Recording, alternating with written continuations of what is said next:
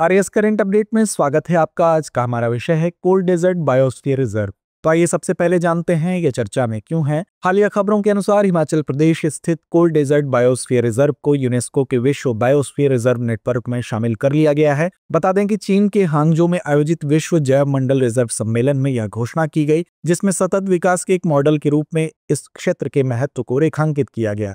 इस घोषणा के साथ भारत में कुल 13 बायोस्फीयर आरक्षित क्षेत्र हो गए हैं, जो 785 स्थलों के वैश्विक नेटवर्क में शामिल हो गए हैं।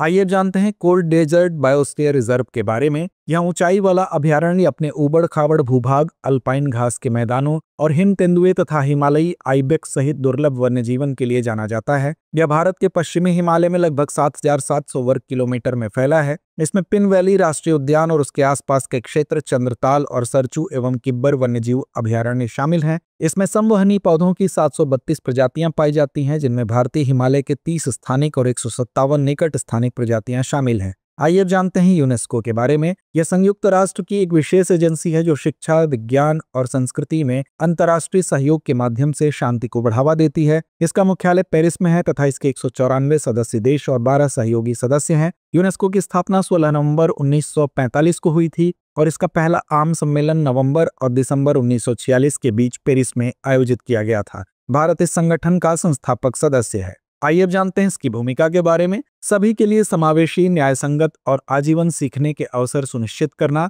SDG 4 के अनुरूप मूर्त और अमूर्त सांस्कृतिक विरासत, विश्व विरासत सूची की रक्षा करना, वैज्ञानिक अनुसंधान, सतत विकास और शांति एवं मानवता के लिए विज्ञान के उपयोग को बढ़ावा देना। तो आइए अंत में नोट करते हैं आज का अभ्यास प्रश्न। कोल्ड डेजर्ट बायोस्फीयर रिजर्व के संदर्भ में निम्नलिखित कथनों पर विचार कीजिए। पहला, यह उच्च ऊंचाई वाला अभयारण्य अपने उबड़ खाबड़ भूभाग, अल्पाइन घास के मैदानों और हिम तेंदुए तथा हिमालयी आइबेक्स सहित दुर्लभ वन्य जीवन के लिए जाना जाता है। दूसरा, यह भारत के पश्चिमी हिमालय में लगभग 7,770 वर्ग किलोमीटर में फैला है। उपर्युक्त में से कौन सा या से कथन सही है? यह है विकल्प ए केवल 1, विकल्प बी केवल 2, विकल्प सी 1 और 2 दोनों, या विकल्प डी ना तो 1 ना ही 2। तो इस प्रश्न का जवाब कमेंट बॉक्स में देना ना भूलें। धन्यवाद।